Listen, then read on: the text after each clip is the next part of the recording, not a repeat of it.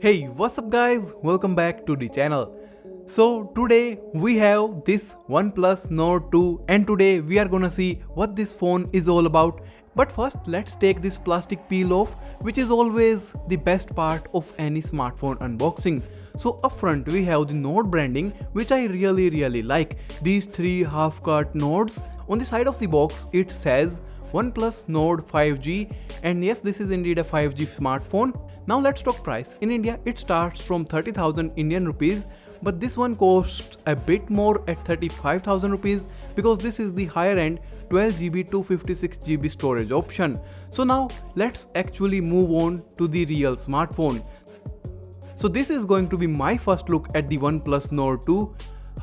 Pick up. So guys, this is the Nord 2. Well, the weight, it isn't too heavy, but this isn't one of those super light Mi 11 Lite type of smartphones. But let's put the smartphone aside for a minute. So we have this black box and a OnePlus logo. Oh, there's a case also. I didn't think we are getting a case as well, which has this weirdo pattern with a mixture of matte and glossy finish, but it looks good, that is what matters. Now we have another black box which likely has the paperwork and the SIM ejector tool. So well, yes, the first thing is the SIM ejector pin, pretty solid. Then we have a couple of Nord stickers, warranty stuff guide, and this red cable club thing which I don't know exactly what it is for. Now let's see what else is here. So we get the charger, it's a Wrap Charge 65 OnePlus adapter, and at the back it has the OnePlus logo and a Type A port. So this is not one of those Samsung like Type C to C chargers. Next and the last thing we get is the red OnePlus cable for the red cable club. It's not super long, however, just about a meter, maybe less, but with the 65 watt charger you don't really need a lot of charging time, am I right? Now it's time for the main thing, the smartphone itself. Taking the peel off is the best thing ever. The new phone smell, the best thing ever.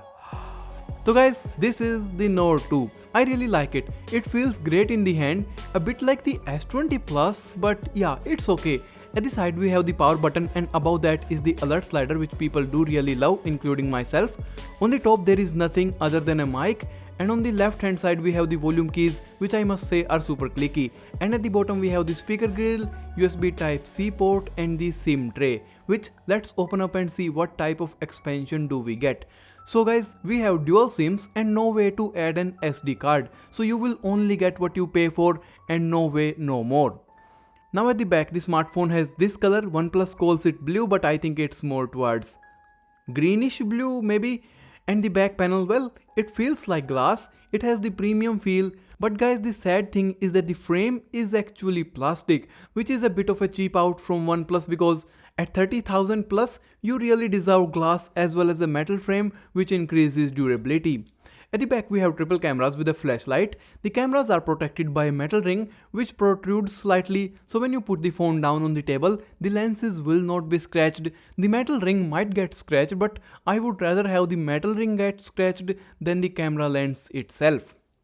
Let's power it on now. I wish there is some battery. So yes, there is battery. OnePlus, powered by Android.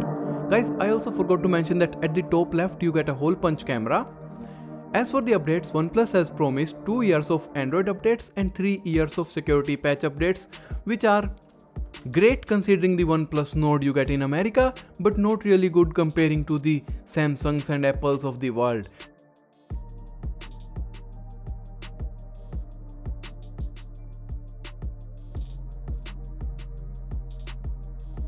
So it's been set up, and first thing, let's try the fingerprint scanner. Okay, there was a bit of a lag this time, weird. This time it worked fine.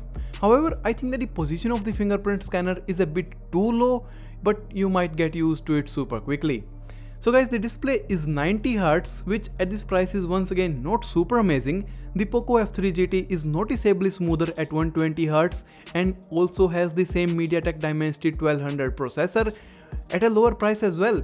So honestly, it's not the flagship killer anymore. OnePlus is just making a good mid-range smartphone which isn't gonna kill any flagships anytime soon.